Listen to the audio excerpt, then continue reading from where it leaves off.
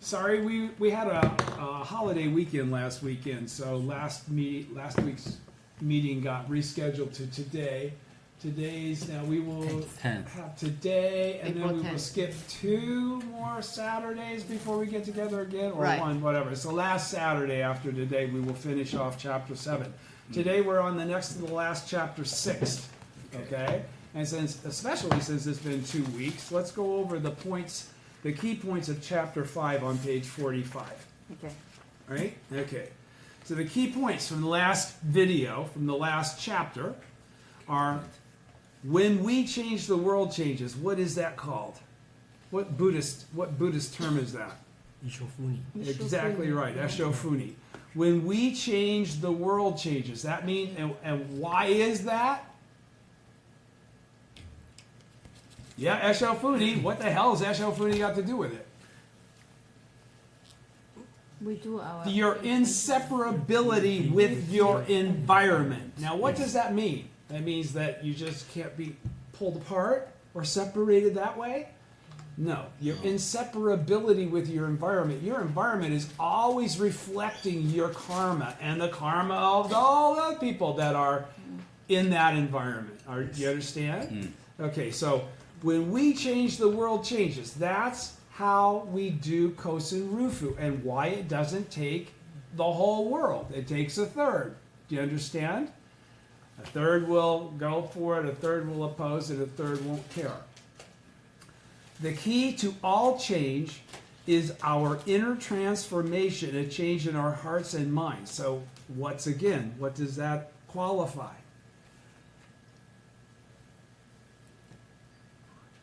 This doesn't really have to do with what you know, it's who you become. All right? What human revolution do you do? That's the inner transformation. Okay? It's not about study department, graduation certificates, or anything like that. Okay? It says, this is human revolution. What is human revolution? Inner transformation. Inner transformation, obviously, to what? The Buddha. Again, human revolution is to run the circuit, okay? All right. We all have the power to change, okay? So none of us are exempted from this. None of us have been so bad that we can't make that inner transformation and create what's talked about here, all right? When we realize this truth of life, we can bring forth the power anywhere, anytime, and in any situation. Okay? What does that mean? Living in the 9 worlds and being able to manifest Buddhahood. Being able to manifest Buddhahood when we really need to, right? Because it's not realistic to think that you're going to float around ashram-like, okay, with nothing screwing with you. Because we already know there are going to be devilish functions. Okay? Right? Nichiren Buddhism, based on the transformative principles of the Lotus Sutra, has made this great path of interchange available to all people with the chanting of Nam-myoho Renge-kyo as its core practice. All right? The second one is that changing the environment, on page 45, first column, the middle. Changing the environment through changing people's hearts. What would that be? You become a living example. Kosen Rufu. No, it's Kosen Rufu. Yeah, it's Kosen Rufu. That's what I just explained, how we achieve, what we're achieving, how it's achieved, right? When people's hearts change, when their hearts change, that means that they've made that transformation, right? And changing the environment comes from making the transformation. How's the transformation made? Only through chanting Nam-myoho Renge-kyo. Yeah. Okay? So that's why the link between you and the environment and changing changing people's hearts. It says Nichiren explains that when people's hearts change, the land or their external environment can also change because they're not separate. It is at its foundation is a transformation from delusion to enlightenment. Okay, so what does that mean? You went from being a common mortal to becoming a Buddha. Do you understand? That's from discovering the 10th world that already existed all along within you, right? At its foundation is a transformation from delusion to enlightenment.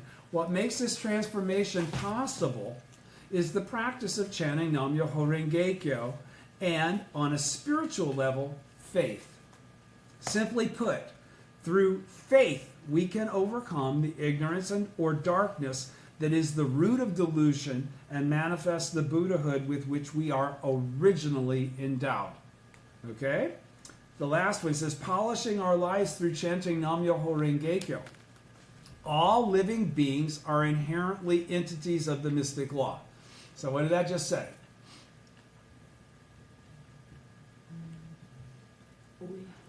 We are potential of Buddha. Well, moreover, how I would say this is that chanting Nam-myoho Renge-kyo is not the thing that makes you an entity of the mystic law.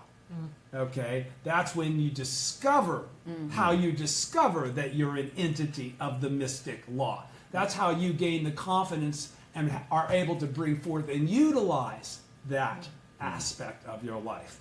But all living beings are inherently. So Nam-myoho Renge-kyo is the foundational basis of all things, right?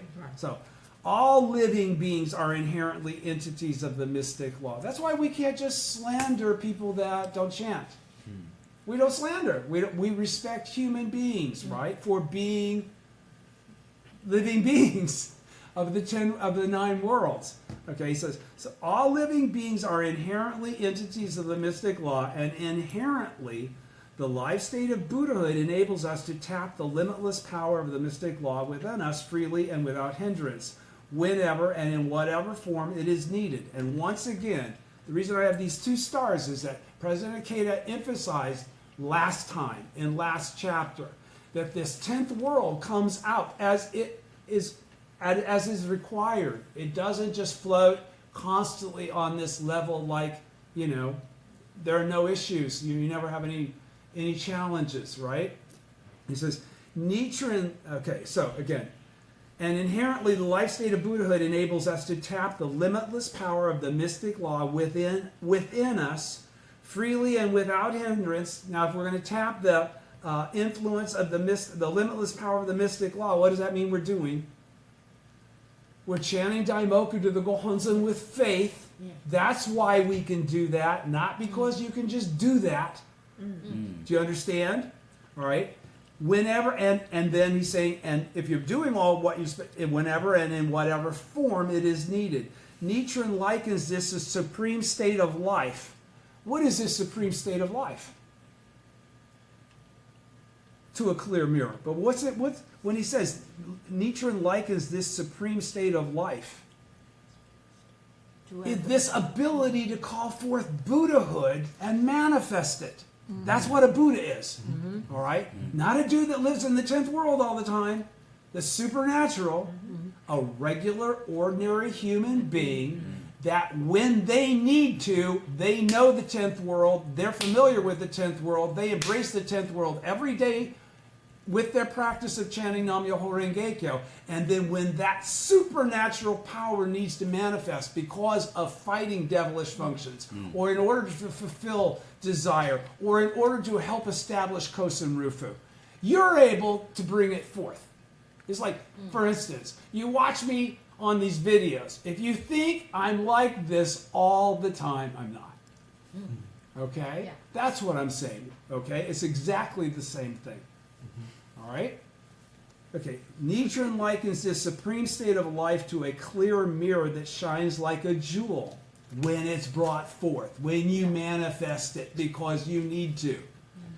Yet even though we are an entity of the mystic law, we cannot bring forth the power of that law if our lives are shrouded in ignorance. So what's that basically saying again? We can't bring forth this Buddhahood as long as we don't know it really exists, don't really believe that it exists, consider it a theoretical construct for people that aren't like us. He says again, Yet even though we are an entity of the mystic law, and he's already qualified way up here, everybody's, no matter who you are, you're an entity of mystic law. Yet even though we cannot bring forth the power of that law, we can't bring forth the power of Buddhahood if our lives are shrouded in the ignorance of the fact that we are already Buddhas exactly as we are. If we think all this power is coming from the piece of paper, independent of what we're doing to utilize it, then we've misrepresented that. That's ignorance. That's like we're praying to God. Okay? Do you understand? In such a benighted state, we are like a tarnished mirror that will not reflect anything. Chanting Nam-myoho Renge-kyo is the practice for polishing the tarnished mirror of our lives. Arousing deep, next column, arousing deep faith and making continual efforts. The act of polishing is indispensable for restoring the mirror's innate property. What's that mean? Again and again, you have to. This is an analogy, though. Do we have a mirror? No. No. What's he really talking about then? Again, the act of polishing the mirror. So what's he really saying?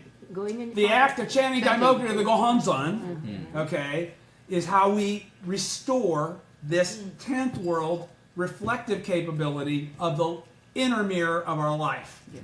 All right? Moreover, just polishing a mirror once is not enough. No matter what mirror that is. It doesn't have to be made of brass or whatever, bronze, whatever it was, okay? It says we have to keep polishing if we wish it to retain its reflective property. As this metaphor aptly attests, our practice of chanting Nam-myoho Renge-kyo is a struggle. Sometimes more than others. Our practice of chanting Nam-myoho Renge-kyo is a struggle to polish our lives.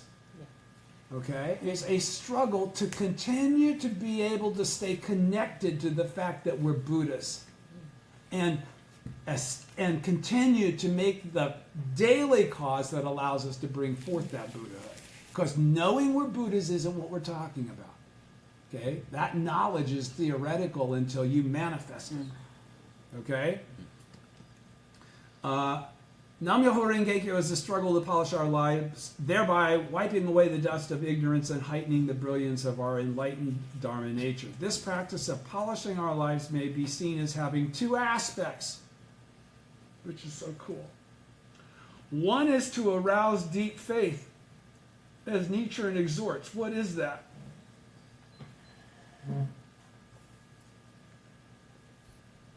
What is arouse deep faith?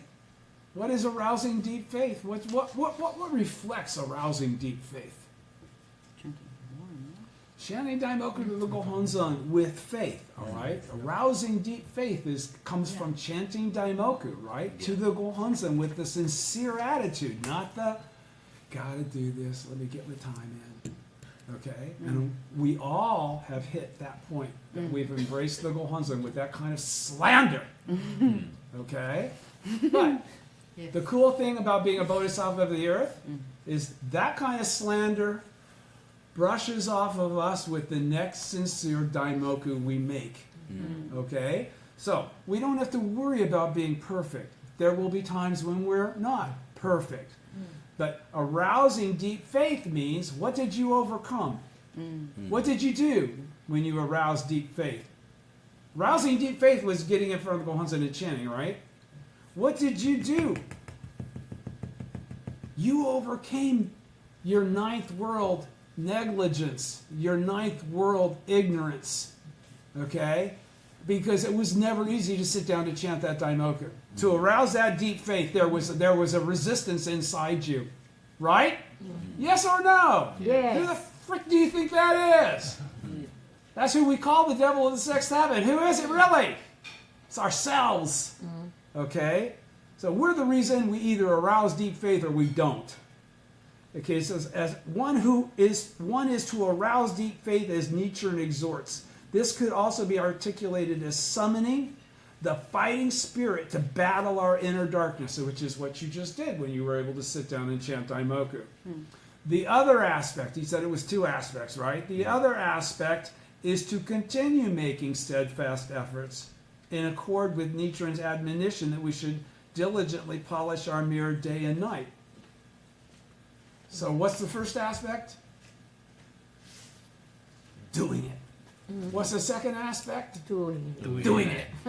Okay? Thank you for understanding so well exactly where I was coming from. Never stop. Nam-myoho Renge-kyo is a diligent practice. The last thing on page 45 from the last chapter 5. Nam-myoho Renge-kyo is a diligent practice, period. What does that mean? You have to do it. You have to do it, and you have to do it you have to do it with consistency. You have to do it every day. You can't do it occasionally. You can't do it when you feel like it. Ooh, especially. Okay? Right? Arousing deep faith and steadfastly continuing, which is what he just discussed in the previous point, to chant Nam-myoho Renge-kyo truly requires, so absolutely, this requires this constant and unflagging exertion. It will be a process of exertion. It will be a constant challenge, and you can't ever waver in it. That's what unflagging means. Do you understand? Persevering single-mindedly and consistently in this practice, because that's what it takes, will lead us to attain Buddhahood in this lifetime.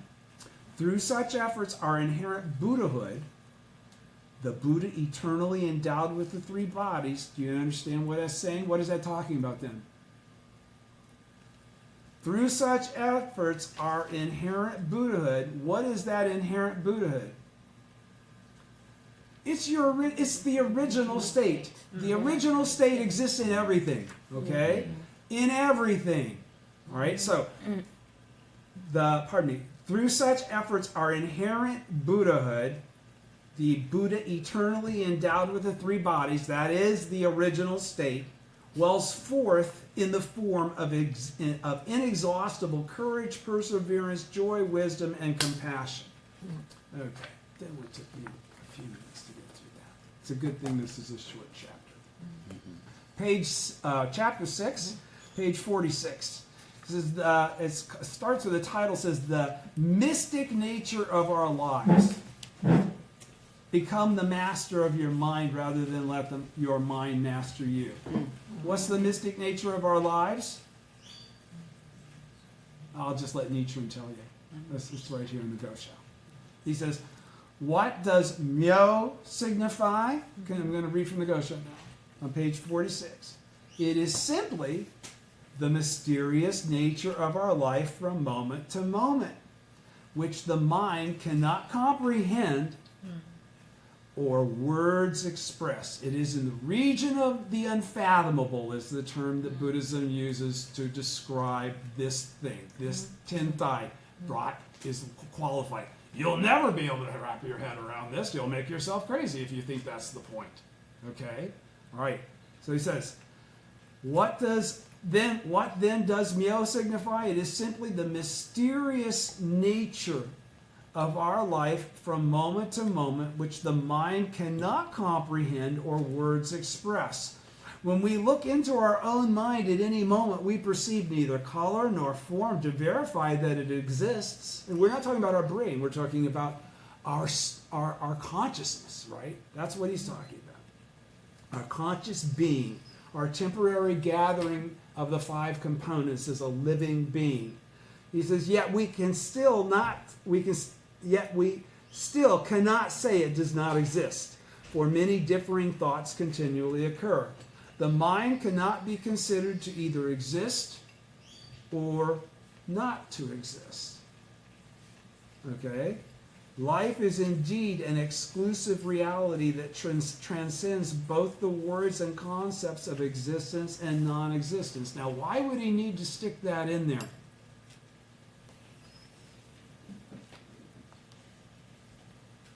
Indeed, life is an elusive reality that transcends both the words and concepts of existence and non-existence. It is neither existence nor non-existence, yet it exhibits the qualities of both. The mind cannot be considered to exist or not to exist. What is he doing? All this consciousness only stuff has a basis of understanding and purpose. Okay? It's part of Tentai's theory. He had to put all this together, right? It says, so again, he's talking about this. Who was this Gosho written to? Right. Okay. Not long after he had started his teaching. So he's still in a process here of not only just saying, do what I say, I figured it all out, just trust me. He's constantly inserting things that have to do with the balance of the different schools of the day and the way it's always been thought of before, but the way he's saying you should think of it now. All right? So, again, life is indeed an elusive reality that transcends both the words and concepts of existence and non-existence. It is neither existence nor non-existence, yet it exhibits the qualities of both. What does that make it then? Eternal. The truth of the middle way. Okay? Existence, non-existence, the truth of the middle way. All right?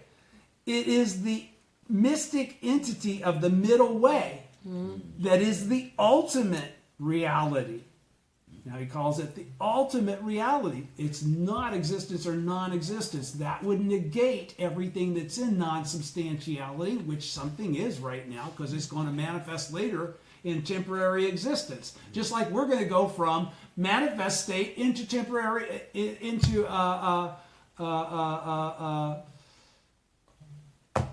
what's the, I just went blank. We're going to go from manifest state into non-substantiality as well. But we'll come out of it just like everything that's in non-substantiality now comes back into temporary existence. Everything makes that circuitous route, all right? He says, Myo is the name given to the mystic nature of life, and Ho to its manifestations, okay? The manifestations of the mind of Myo. So do you understand? Okay, the original state. Renge, which means lotus flower, is used to symbolize the wonder of this law. If we understand that our life at this moment is Myo, if we understand that our life at this moment is mystic, okay, its source is not something that can truly be perceived. The original state, okay, you know, I don't know anybody lecturing on that, right? They are words. Okay, they're words, but they're qualifying something that's very real, because you've got to get to a point where there's a commonality of all things. All right? Because everything is based on the simultaneity of cause and effect, and that's how new things are being constantly created in science. From a scientific standpoint, different elements are a causality circumstance of interaction with other elements. That's what creates matter. Matter creates the solar system, the environment, everything. Right? Okay, so if we understand that our life at this moment is Myo, then we will also understand that our life at other moments is the mystic law. So what did that just say?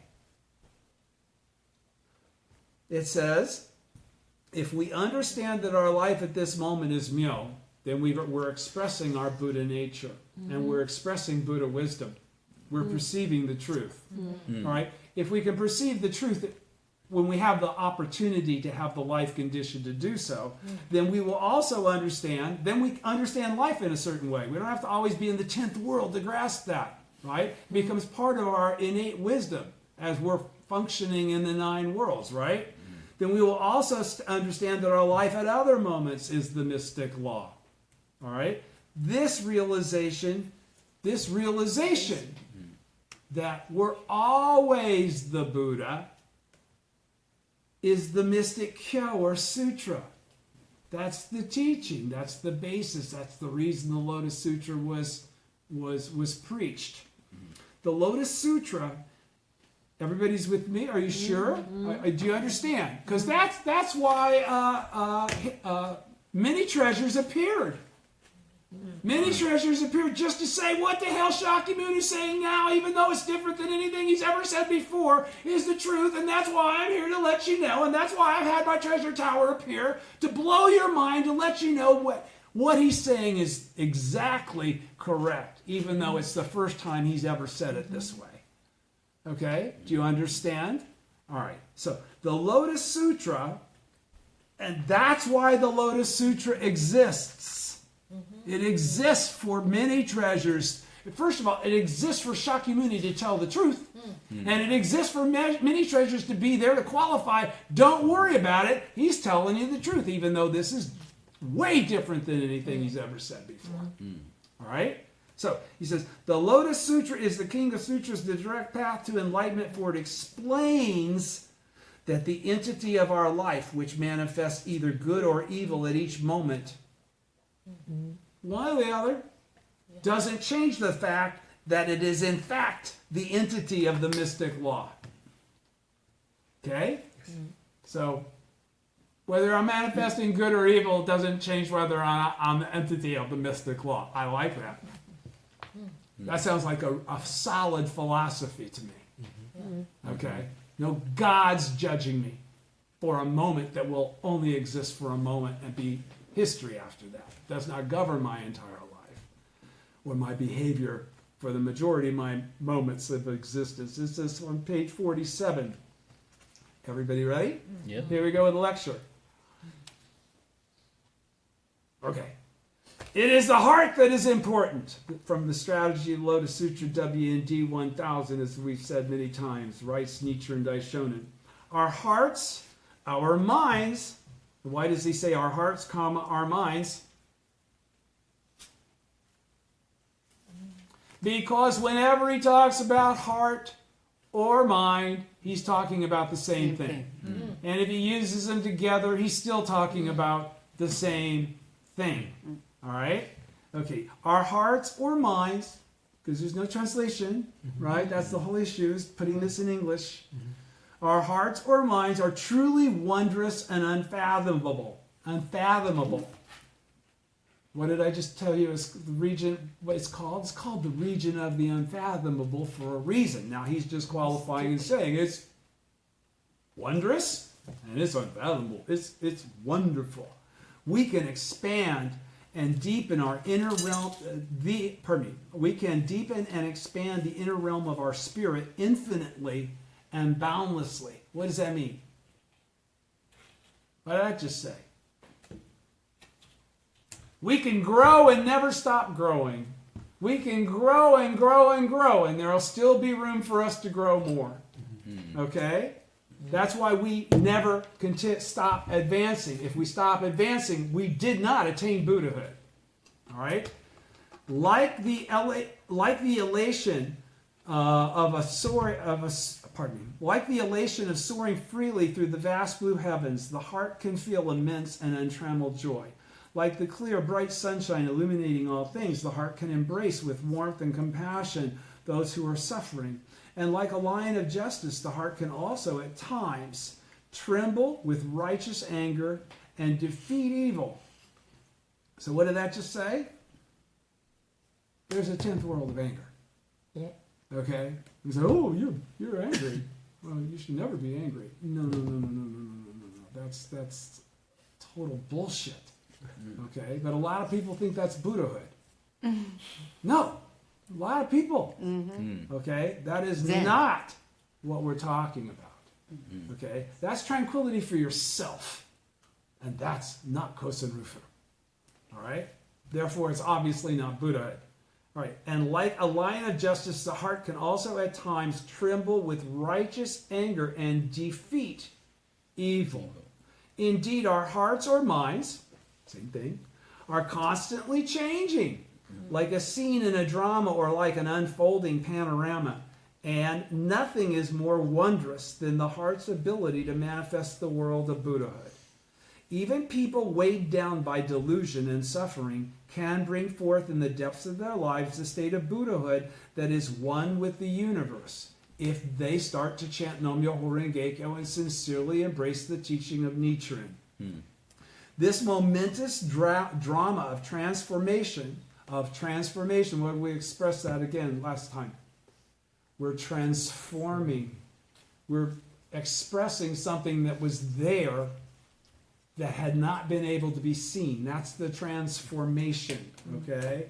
A butterfly from a caterpillar is a complete transformation, but they're the same freaking bug. Do you understand? The bug didn't change. It transformed. The potentiality for the wings and the beauty of the butterfly was always there in the caterpillar from the very beginning. Do you understand? All right, so this momentous drama of transformation is the greatest of all wonders. Buddhism finds supreme nobility and the potential for great things for great change in all human beings. On attaining Buddhahood in this lifetime, Nichiren therefore concludes that when we thoroughly polish our lives through chanting Nam-myoho Renge Kyo, it is possible for us to tap the life state of Buddhahood, no matter how steeped in delusion we may be, and to transform even the most impure and evil land into a pure land. Now, how would we be able? What's the significance of transforming the most impure and evil land into a pure land? What would that mean? What would have to happen for that to occur? How could you transform that most impure and evil land into a pure land? Chanting. But why? Because But then, of course, chanting but again, why is the land able to become a pure land? Because the inhabitants have brought forth their Buddhahood, and that's what's reflecting. And that's what a pure land is a Buddha land, right? A Buddha land, a land where everybody understands the true nature of their lives. That's Kozen Rufu, okay? Because we will have revolutionized the world by expressing that concept. And some people will believe us and try it and find out it's true, and some people will blow us off. And some people will say, that's absolutely, you're going to go to hell. Okay? All right, so the point is that, again, it is possible. Let me just read that sentence again. Nichiren therefore concludes that when we thoroughly polish our lives through chanting Nam-myoho Renge Kyo, it is possible for us to tap the life state of Buddhahood, become Buddhas in our present form, no matter how steeped in delusion we may be, of the delusion of the 9 worlds, and because we then transform into Buddhas, we're able to transform even the most impure and evil land into a pure land. Okay? Last paragraph on page 47. Myoho Renge Kyo is the name of the mystic truth that is originally inherent in all living beings. That's what from the Gosho. It's a quote from the Gosho.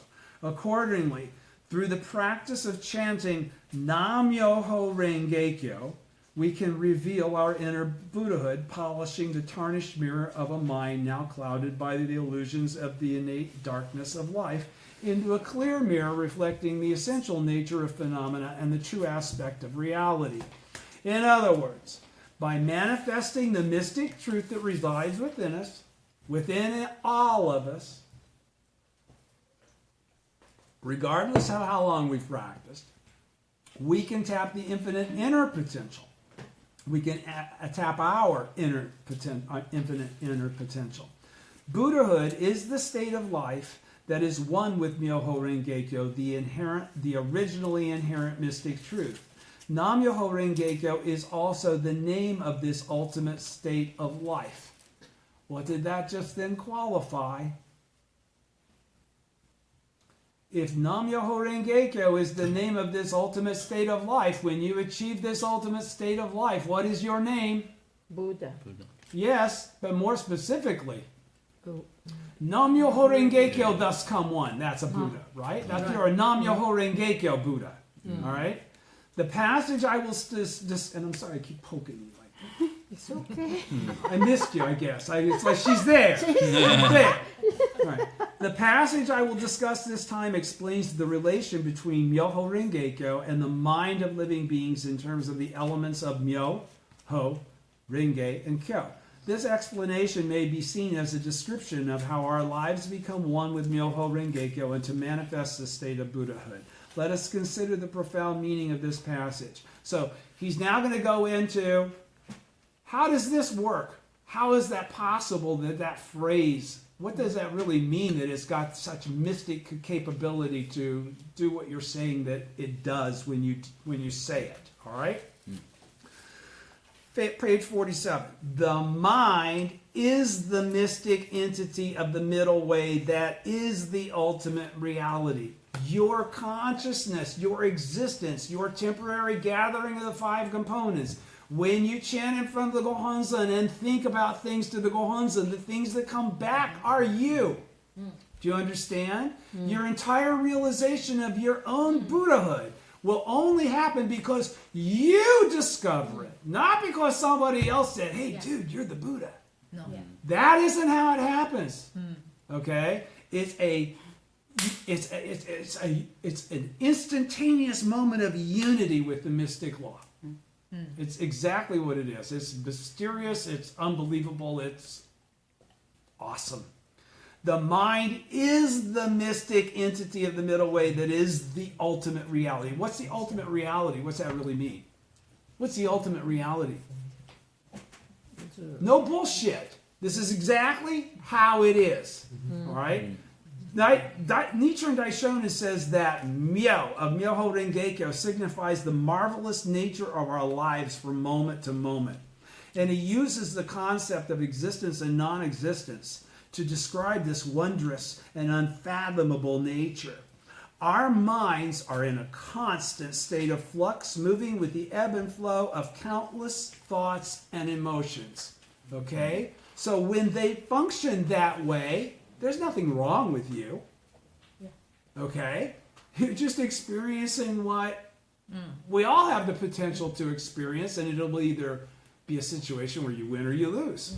Okay? So again, our minds are in a constant state of flux, moving with the ebb and flow of countless thoughts and emotions. That's why to think about being in some kind of state where you're just walking around in the 10th world all the time is not realistic. All right? It's not realistic. You can try forever to achieve that state. Anybody that does is bullshitting. All right? They are. Nichiren notes, when we look into our own mind at any moment, we can perceive neither color nor form to verify that it exists. Yet we still cannot say it does not exist, for many differing thoughts continually occur. The mind cannot be considered to either to exist or not to exist. Life is indeed an elusive reality that transcends both the words and concepts of existence and non-existence. It is neither existence nor non-existence, yet exhibits the qualities of both. Because a lot of people that don't believe in anything other than a single life believe that's just your brain. Okay? And he's making that distinction. Do you understand? Okay. That's why we're qualifying what we're qualifying here. All right? It really is something more than just your brain's thoughts. All right? Mystic, wondrous, and unfathomable. All right? That's why you can't understand it.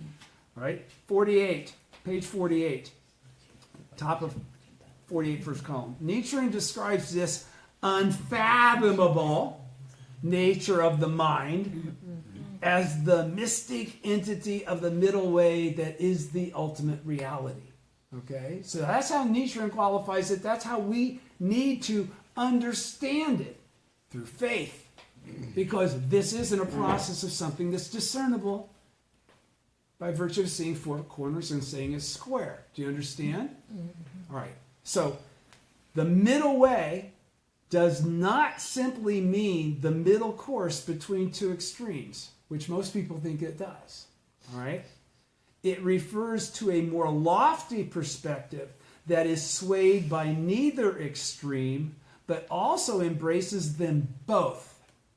Shakyamuni set forth a sound philosophy and practice transcending the two then prevailing extremes of hedonism and aestheticism. And I think I must have made my karma back in the hedonism part. And he called this the middle way.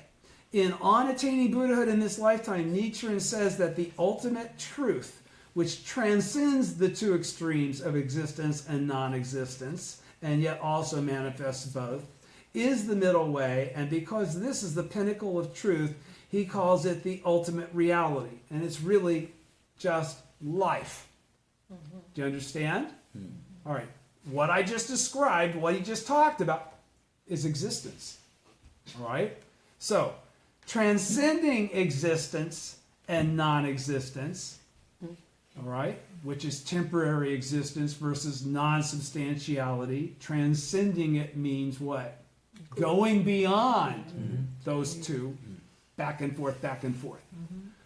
That's getting to the original state. That's that transcending. Transcending existence and non-existence can be taken to mean transcending impermanent phenomena that alternate ceaselessly between existence and non-existence. Ooh, what did that say? Transcending existence and non-existence can be taken to mean transcending impermanent phenomena that alternate ceaselessly between existence and non-existence. What's it talking about then? Got to be talking about this thing we're talking about called mind. Think about it. Think about what he's saying. Transcending temporary existence, which is temporary, and non-existence, which is being in non-substantiality. Transcending it can be taken to mean transcending the things that it reflects. The law of Nam-myoho Renge-kyo cannot be seen. It can only be described. It can only be defined. It can only be taught. But the law itself it's just like the mind, right? That's what he's saying. They're the same thing. They're the same circumstance. Mystic. Yeah. Because it says, transcending existence and non-existence can be taken to mean transcending impermanent phenomena that alternate ceaselessly between existence and non-existence. Further, exhibiting the qualities of both existence and non-existence while transcending both, which is what? Your mind being one with the original state. All right? It's not about Tom, who's going to be gone soon. Do you understand? Or Nichiren, who's been gone for 600 years. This is all about his teaching that allowed us to see the thing that we all share equally. This isn't anything unique. This is the status quo. All right?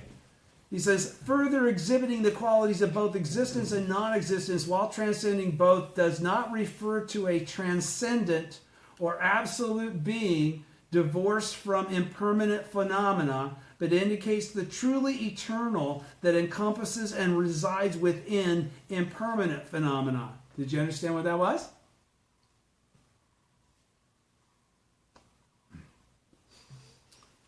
Okay, let me try again. Further, exhibiting the qualities of both existence and non-existence while transcending both, which means what? Being the Buddha. Again, if you're transcending both existence and non-existence, you're one with Nam-myoho Renge-kyo. Do you understand? Yes. All right. Does not refer to a transcendent exactly. We're not really gods that are pretending to be mortals. Okay, we're not anything than what we are. This is reality. It's nothing special. Do you understand? Okay. Everybody catch me? Okay. Does not refer to a transcendent or absolute being divorced from impermanent phenomena, divorced, but indicates the truly eternal that encompasses and resides within impermanent phenomena. What does that say? Everything that exists will continue to exist, and everything that exists has always existed, is what that's saying. Indicates the truly eternal. So what's truly eternal? infinity in every direction. Okay? And when there's infinity in every direction, I'm in the center every time, and so are you. And so is everything is in the center. Do you understand? All right. So when we're talking about, where am I? Okay. Does not, but indicates the truly eternal. That encompasses. What is that? The thing that's truly eternal and that encompasses and resides within all impermanent phenomena. Within impermanent phenomena, is there any phenomena that's permanent? No. No. So we're talking about all phenomena. What resides within all phenomena? Nam Myoho Renge Kyo. Yeah. Okay, that's what that was all about. All right. It's not about a transcendent, supernatural, Nam Myoho Renge Kyo Buddha. There's not a God. Nam Myoho Renge Kyo isn't some strange, crazy thing that's more powerful than everything else. And whatever. Do you understand? It's the truth. It's the way it is. It's what Buddhists understand that not people in the 9 worlds don't. It's nothing more and it's nothing less. He's already included everybody as an entity of the mystic law. So what has been excluded in anything that I've said here? Nothing. Do you understand? Okay. Although Nietzsche explains the mysterious nature of life or mind in terms of the concepts of existence and non-existence in this writing, what he says here is comparable to Nagarjuna's concept of non-substantiality and to Tentai's concepts of the unification of the 3 truths and the threefold contemplation in a single mind, especially the mystic entity of the middle way that is the ultimate reality of which Nietzsche speaks, refers to our lives or minds which are one with the ultimate truth, Nam Myoho Renge Kyo, a concept expressed variously as non-substantiality, the unification of the 3 truths, or the threefold contemplation in a single mind, is all the same thing. What Nagarjuna was talking about was not for the latter day. What Tentai was defining was exactly the same thing, but it was not for the latter day. What Nietzsche defined as Nam Myoho Renge Kyo is for the latter day. Okay, now, to make sure that everybody's clear with this, if you'll notice, it says 1, 2, 3. So he goes from non-substantiality, 1 is going to have a point, to 2, the unification of the 3 truths, and 3, the threefold contemplation in a single mind. So I'm going to ask everybody to flip over to page 52, which is where they're going to describe, to make sure that we're getting the correct, not Tom description, but we're all real clear on what the real deal is here. All right, so non-substantiality. First, starting with point 1. Nagarjuna, a Mahayana scholar in southern India, thought to have lived between the years 150 and 250, who is especially known for his systemization of the doctrine of non-substantiality. Non-substantiality is the concept that things and phenomena have no fixed or independent nature or existence of their own. They constantly change based on the karma that's created. Do you understand? All right. So Nagarjuna interpreted the practical doctrine of the middle way, transcending both aestheticism and hedonism, and the concept of dependent origination into the doctrine of non-substantiality. In other words, by viewing all things not as entities with an eternally fixed nature, all things, okay, but as always assuming a temporary and changing aspect through their relation to other things. That's where dependent origination comes from. That is the concept. That's the basis of the concept of dependent origination. Okay? Pardon me. Where's my? Always assuming a temporary and changing aspect through the relation to other things, dependent origination. One can act based on a true perception of reality without either attachment or fixed prejudices. Do you understand? All right. Point 2, unification of the 3 truths. Now this is done by Tentai. This is Nagarjuna. This is sometime later, actually, as well. This is, again, making distinctions. Okay? Somebody asked me, what is making distinctions? Making distinctions is this whole process of ongoing clarification that occurs with the time. All right? Unification of the three truths. Based on the section in Nagarjuna's treatise on the middle way, so it's based on Nagarjuna's sutra, if you will, that integrates the concepts of non-substantiality, dependent origination, and the middle way. What is that? That's the three truths, right? Okay. The great teacher Tentai established the doctrine of the three truths, qualified what they are. The truth of non-substantiality, the truth of temporary existence, and the truth of the middle way. Further, he clarified that these truths, rather than being separate and independent of one another, are three ways of viewing any particular thing or entity, and that the three, moreover, constitute an integral whole, each possessing all three within itself. This is called the unification of the three truths. So what did that just say? Did you understand that at all? Okay, Nagarjuna comes up with all this stuff, right? Then Tentai says, let me boil it down further. All right, and what he qualifies is that these are not separate things, because we're talking about anything. Anything is reflecting karma. Anything has a direct link to the original state. Anything has an infinite existence, okay, that never stops. All right? And that's why there's no separate. That's why Tentai's contemplating on what Nagarjuna is saying. He's saying, okay, well, if that's that. So I'm going to come up with, I've qualified that they're all unified. That's the unification. There's no separation between temporary existence, which is what I am now, non-substantiality, which is where I came from and where I'm returning, and the truth of the middle way, the fact that I am neither forever and ever as Tom, or Tom only one, and that's it. I don't exist anymore. Do you understand? That's the unification of the three truths. Are you with me? We're talking about an entity that's eternal. It's the only way an entity can be eternal. And if it's eternal in one direction, it's got to be eternal in the other direction. Do you understand? Okay, so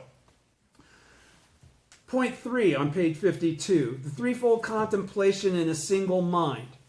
This is a method of meditation, all right, formulated by Tentai to enable people to perceive the unification of the three truths. What I just said, this is a whole contemplative process to grasp this and have it be something that you had absolute understanding and faith in.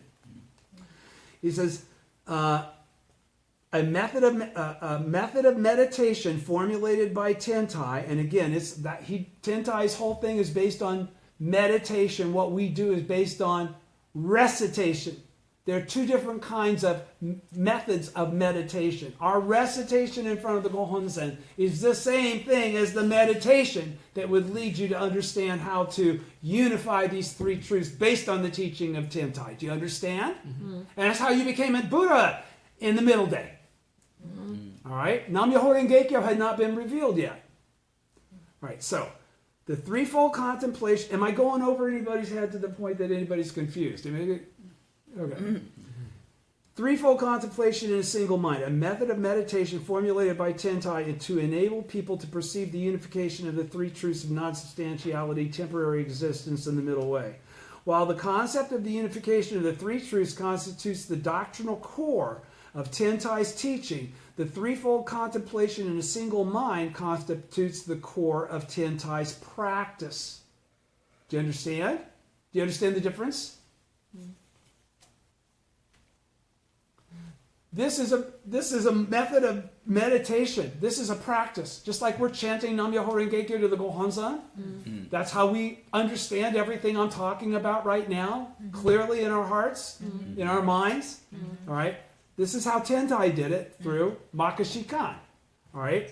So he's saying the contemplation involves perceiving the three truths as simultaneously.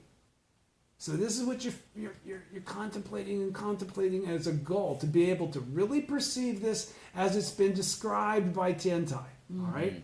And what has been described by Tentai is that this middle way and non-existence and existence are all part of the same thing. There are three phases. They are actually identical, just different forms of that same identical thing. Okay? He says that this contemplation involves perceiving the three truths as simultaneously and perfectly integrated and interfused. Do you know what interfused means? Exactly. Interfused. Good way to say it. Interfused. Combined. Inseparability. Interfused in each phenomena. So we should be viewing everything this way. Not just one another. The birds, the beasts, the plants, the planet. Okay? Everything, the environment. It is equal to observing a single moment of life and seeing 3,000 realms within it. What is that?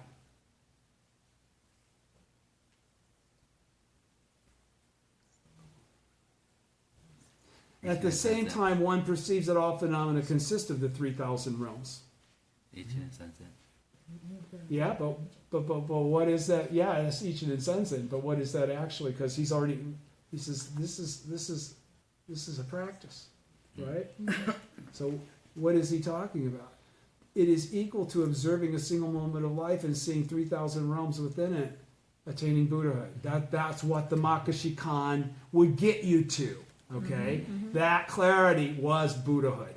Okay, and then at the same time perceiving that all phenomena consist of the 3,000 realms, that there's consistency from beginning to end in all things. It's all part of the 10th world perspective of understanding that is correct. Going on then to page, that was all here. Going on to page 48 again, it says after those 1, 2, 3 points. He says, essentially, the mystic entity of the middle way, here in the middle or the bottom of the last, I'll start at the last paragraph again on page 48. Although Nietzsche explains the mysterious nature of life or mind in terms of the concepts of existence and non-existence in this writing, what he says here is comparable to Nagarjuna's concept of non-substantiality and to Tentai's concepts of the unification of the three truths and the threefold contemplation in a single mind. Essentially, the mystic entity of the middle way, that is the ultimate reality of which Nichiren speaks, refers to our lives or minds that are one with the ultimate truth, Nam-myoho Renge-kyo, a concept expressed variously as non-substantiality, the unification of the three truths, or the threefold contemplation in a single mind. So what did that help explain? By chanting Nam-myoho Renge-kyo and perceiving our own Buddhahood, we accomplish exactly what Tentai's teaching did for those people in the middle day. Okay? Without having to be brainiacs and taking 10 stages to do it. 52 stages to do it. Do you understand? Okay, so Renge, second column, page 48. Renge refers to the principle of simultaneity of cause and effect. What's the simultaneity of cause and effect?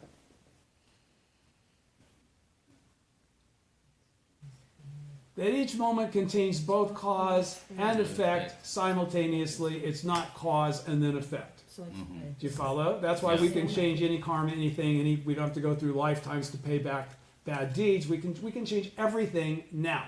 Right? It says, Renge refers to the principle of the simultaneity of cause and effect. And we know Renge is lotus flower, and that's the blossoming and the fruit and whatever, right? Nichiren Daishonin next states that Ho, we just got through Myo, okay? Ho, meaning law or phenomena, is the name given to the manifestations of the mystic nature of our lives or minds. It's the name given to Myo. To what Myo is expressing. Okay? A term that can be expressed as the wondrous mind or the mind of Myo. Do you follow? Okay? The mind of Myo is itself the mystic law. So what did that just say?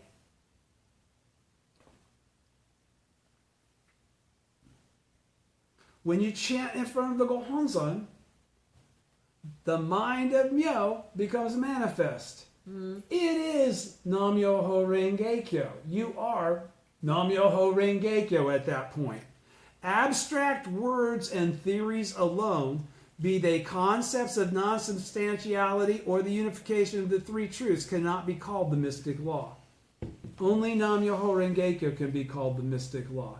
Tentai's teaching did not have the mystic law in it. That's what I'm trying to explain to you. Okay? The karma of the people of the form and the middle day are not the karma of the bodhisattvas of the earth and people of the latter day of the law. You're right? Okay. They have different teachers. And ultimately that equates to a subtly different level of teaching. All right? A teaching that allows Buddhahood in one's present form, simply and easily. That doesn't exist until the latter day.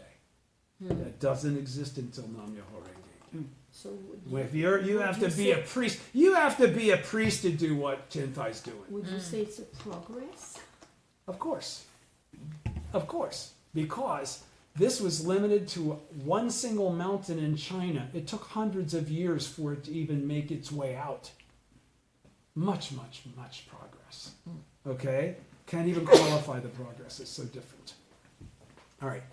So he says, the mind of Myo is itself the mystic law. Abstract words and theories alone, the concepts of non-substantiality or the unification of the three truths cannot be called the mystic law. In other words, he's trying to say what Tentai was talking about was he was talking about. He was not identifying. Okay? He says, for only when the mystic law is expressed as the highest human wisdom based on the middle way, only when Nichiren's teaching is utilized in order to achieve this goal of Tentai's practice of those, you get it? Can it spread as a guide and a compass and as a teaching or law for people to follow. You don't have to go to a temple and study and live there. You can live in the 9 worlds and become a 10th world Buddha. That's what this is saying. This is nothing like Tentai's deal. Okay. In addition, although they're not in conflict, they're for 2 different times. That's why they're different. In addition, Nichiren says, Renge, which means lotus flower, is used to symbolize the wonder of this law. The mystic law is not visible to the human eye. Therefore, the Buddha uses a concrete symbol in order to help people understand the law's wondrous and mystic nature. This is Renge, meaning lotus flower. Why does he employ the lotus flower? Usually plants flower first and then bear fruit, a relationship that is used to illustrate linear or sequential causality. Cause and effect. Flower, fruit, right? With the flowers representing the cause and the fruit the effect. In Buddhism, this is referred to the non-simultaneity of cause and effect. By contrast, the lotus flower puts forth its petals and its receptacle, which contains its fruit, simultaneously. In other words, its fruit is produced at the same time its petals open. The lotus thus symbolizes the principle of the simultaneity of cause and effect. The provisional teachings other than the Lotus Sutra do not teach that Buddhahood is inherent within the lives of ordinary people. So you couldn't, why would you even be trying to achieve Buddhahood? It's not possible. Which is regarded as the cause for attaining enlightenment. Let me say that again. The provisional teachings other than the Lotus Sutra do not teach that Buddhahood is inherent within the lives of ordinary people, which is regarded as the cause for attaining enlightenment. It's because of Ichiren Sanzen that we can pull the 10th world out. Rather, they teach that one can only gain the state of Buddhahood after undergoing countless eons of Buddhist practice. Here, cause and effect are non-simultaneous. The teachings of the Lotus Sutra, however, clarify that all people are originally endowed with the state of Buddhahood and can reveal it instantaneously. In other words, the deluded mind, because it's all just based on your faith. The sooner you have this kind of faith, the sooner you're able to reveal it instantaneously. Reveal it at that point.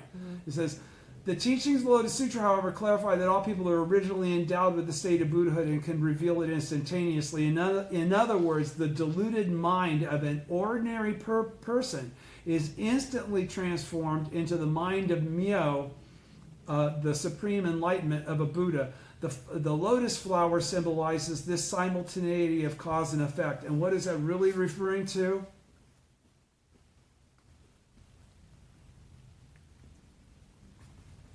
Going from being a Buddha in theory to hearing the name and the words of the truth. What that just described was you just opened the door and you already are a Buddha. By having opened the door, you already entered. You're already there. But you're not able to utilize it. You're not able to perceive it. And you're not able to spread it or teach it. And that's the process that will follow now because you've opened the door. Okay, so here cause and, pardon me. The deluded mind, the lotus flower symbolized, okay. The mind, pardon me, middle of page 49. Maintaining the mind of Myo is the mystic Kyo. So what is that? What did that just say? Maintaining the mind of Myo. What is maintaining the mind of, what is the mind of Myo? The mind of Myo is Buddhahood. Buddhahood. Okay. Maintaining it is what? Chanting.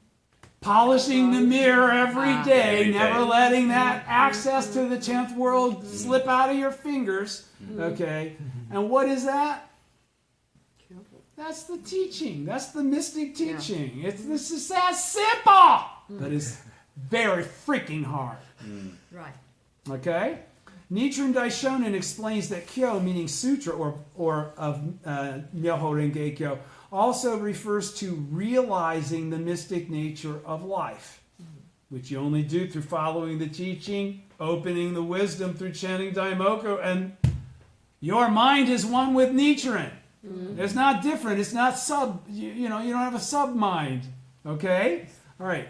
Nichiren Daishonin explains that Kyo, meaning sutra of Myoho Renge Kyo, also refers to realizing the mystic nature of life. He says, if we understand that our life at this moment is Myo, then we will understand that our life at other moments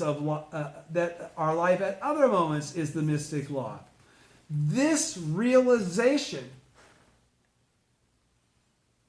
which is what? What realization is that? Knowing that you are. I am the Buddha, even when I'm not in the 10th world. I'm still the Buddha. I can pull that 10th world out. I just don't need to right now. Okay? Okay. This realization is the mystic Kyo or sutra. This is the teaching. This is the mystic teaching of achieving Buddhahood in your present form. All right? Kyo is written with a Chinese character indicating the vertical thread or warp in a loom or fabric, and it is also used to refer to the passage of time.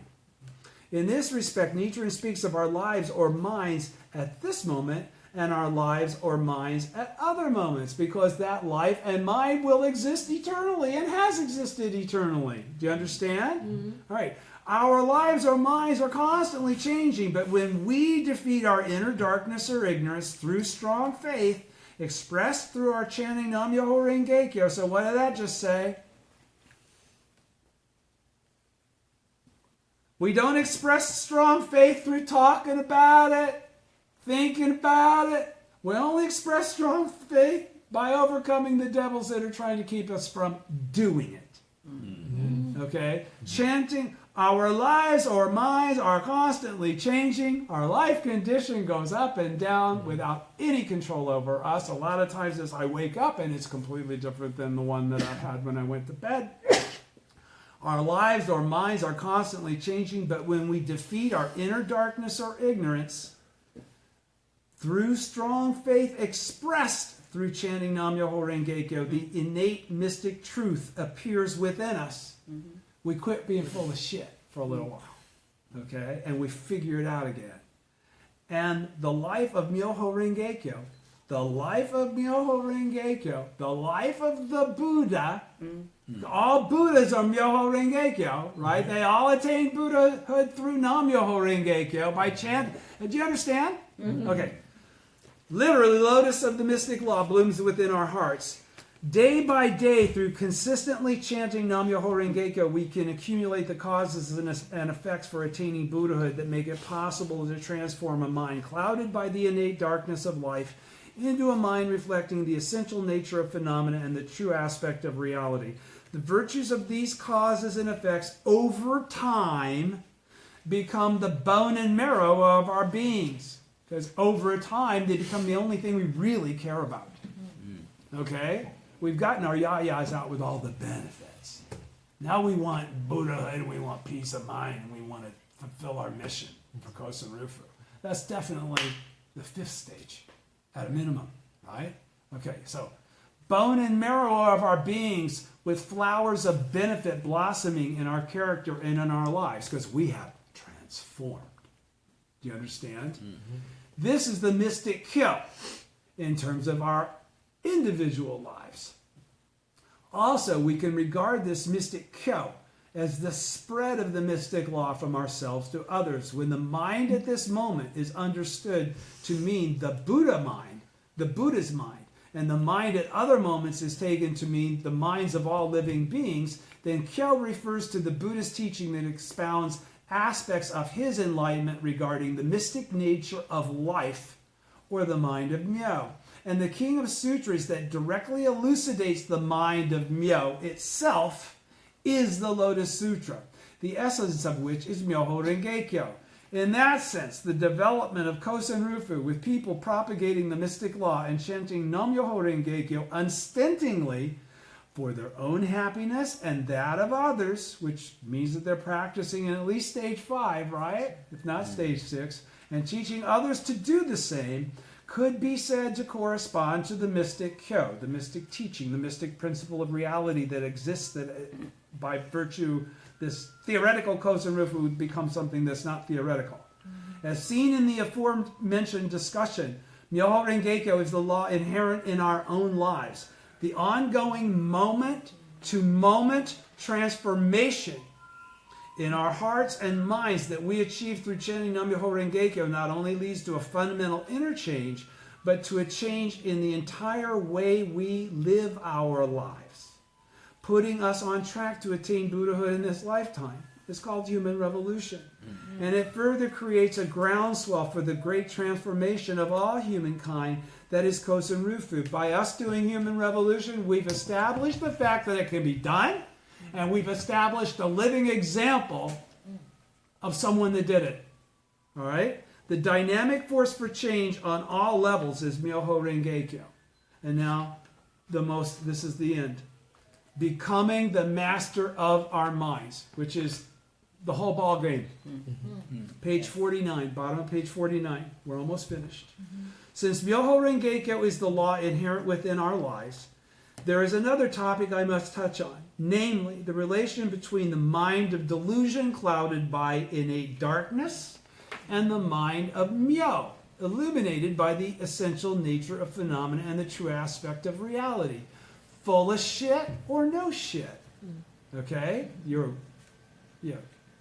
If we follow the deluded minds of ordinary people, we see they're full of shit. If we follow the deluded minds of ordinary people, minds that tend to be weak and easily swayed, like me earlier today, our inner potential can rapidly wither. What's that mean?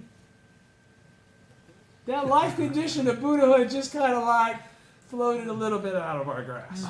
We're not going to pull it back in without a specific effort to do so. All right? If we follow the deluded minds of ordinary people, minds that tend to be weak and easily swayed, our inner potential can rapidly wither. And even worse, we may succumb to negative and destructive impulses and do shit that screws everything up for good. All right? As it relates to Buddhahood in this lifetime. Yeah, we think we know what we don't know. This is a problem stemming from the subtlety of the mind, because the mind can trick itself into thinking what's not true is true. Okay? There are people that think that there is a different president in the United States right now than there is. Okay? I mean, this can go to extremes that are beyond, no way could that ever be thought that way. You know what I'm saying? Do you understand what I'm saying? People's minds can be manipulated to believe anything. That's what he's talking about.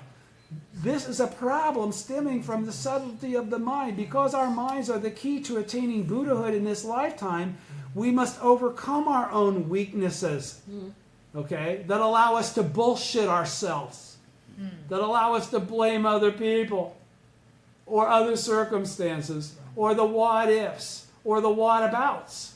They really don't matter, do they? That's delusion.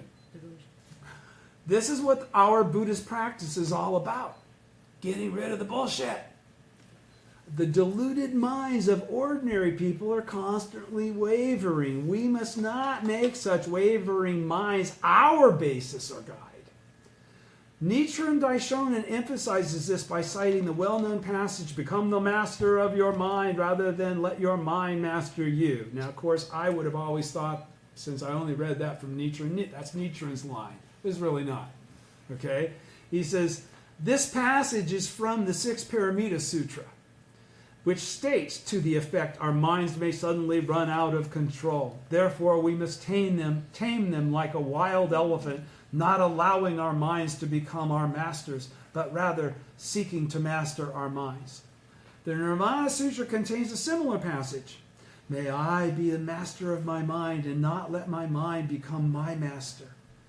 Okay, Nichiren cites this admonition many times, making it a guideline for his followers, for all of us.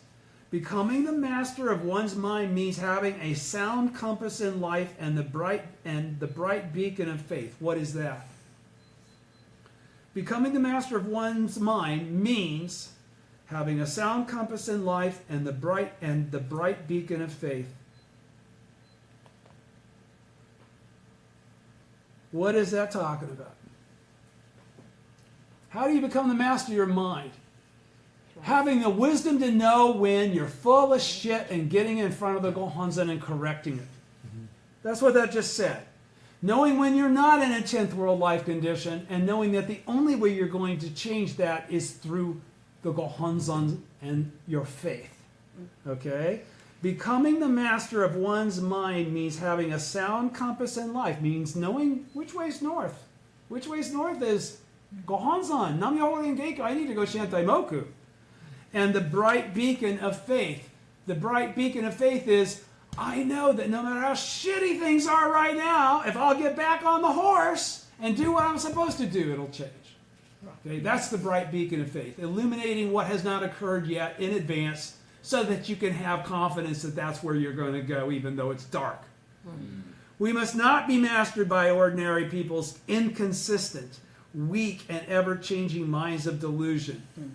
Okay? We must not be mastered by ordinary people's inconsistent, weak, and ever-changing minds of delusion. To master our minds, we must guide them in the right direction. We must guide them in the right direction. What does that mean? It means this isn't going to happen automatically. This isn't going to happen without you making it happen. That's what he's saying. He says, to master our minds, he says, we must guide them. So we must take that action of establishing a goal and a desire to achieve this. And that compass becomes that desire's fulfillment. And the bright beacon of faith is our faith that we're going towards that North Pole, that north direction. Okay? He says, to master our minds, we must guide them in the right direction. They won't get there without us guiding them, without us making that effort. In that sense, the true master of the mind is the law and the teachings of the Buddha, because that's what we're doing when we're following it that way. You with me?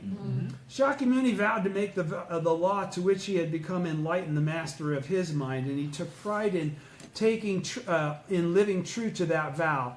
This is the way of life of taking refuge in the law that Shakyamuni emphasized in his final injunction to his disciples before he died. The priests of the various Buddhist schools during Nichiren's lifetime had forgotten this spirit of Shakyamuni. Following their own arbitrary minds or thinking, they lost sight of the Buddha's teaching, denigrated the Lotus Sutra by denying the reality that it says, Shakyamuni says, in these more than 40 years I have not yet revealed the truth, and this is my ultimate teaching, and they disregard all of Shakyamuni's teachings in the Lotus Sutra in order to sustain it. That's denigrating the Lotus Sutra. When you say it's equal to the Flower Garland Sutra. All the other slanders, Nichiren's already qualified all of this in his teachings. All right? Following their own arbitrary minds or thinking, they lost sight of the Buddhist teachings, denigrated the Lotus Sutra, and succumbed to arrogance, thinking they knew more than the teacher. By contrast, Nichiren taught that the true master of the mind is Myoho Renge-kyo, because it controls your mind. It is your mind. The heart of the Lotus Sutra and the fundamental law of all Buddhists, and set forth the concrete practice of chanting Nam-myoho Renge-kyo for mastering one's mind, bringing forth the 10th world out of our 9-world life. Also, he frequently stressed to his followers the important spirit of faith to seek this true master of the mind, the mystic law. For example, when on account of his faith the elder of the Ikegami brothers was disowned by their father, Nichiren encouraged the two brothers, saying that this was precisely the time for them, based on faith, to unite and overcome the situation. He offers them this guidance. A passage in the 6th Paramita Sutra says that to become the master of your mind, rather than let your mind master you. Whatever troubles occur, regard it as no more than a dream and think only of the Lotus Sutra. From the letter to the brothers from WND 1, page 502. No matter what difficult circumstances we may face, we can break through them without fail, as long as our faith does not waver, as long as we do not fail to get in front of that Gohonzon and chant. Faith is a battle against our own inner weaknesses. Nichiren teaches that to win in this battle, we must base our lives wholeheartedly on the essence of the Lotus Sutra, the mystic law of Nam-myoho Renge-kyo, without being swayed by weak-heartedness. Last page, page 51, top. The path of mentor and disciple based on the law. From the story of the Ikegami brothers' triumph, we also learn the faith of the oneness of mentor and disciple. Because the brothers conducted themselves exactly as Nichiren Daishonin instructed, they could overcome their ordeal. And Nichiren always attributes this to the fact that you did exactly what I said to do. And when things didn't work out, he said, you didn't do exactly what I said to do. Okay? He said, discern the scheming ryokan. He said, because the brothers conducted themselves exactly as Nichiren Daishonin instructed, they could overcome their ordeal. Discern the scheming of Ryokan, chief priest of Gorakuji, behind their father's actions, and in the end win the dramatic victory of their father taking faith. To allow ourselves to be mastered, boy, I got a bunch of stars here, so this must be the end. To allow ourselves to be mastered by our minds is to lead a self-centered existence. I'll say it again. To allow ourselves to be mastered by our minds is to lead a self-centered existence.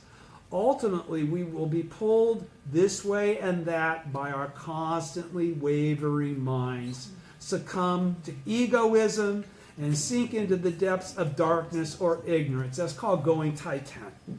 Conversely, to become the master of our minds is to live based on the law, regardless of the experiences that entails. It's a joy. A teacher or mentor in Buddhism is one who leads and connects people to the law, teaching them that the law on which they should depend already exists in their own within their own lives, and that they as the teacher are really just a revealer. They don't have anything that the person learning doesn't have. The disciples in turn seek the mentor who embodies and is one with the law. Looking to the mentor as a model, they exert themselves in their Buddhist practice. In this way, they lead lives in which they become masters of their minds. In other words, the existence of a mentor, one who embodies and lives in complete accord with the law, And again, what is living in complete accord with the law? Is it perfection?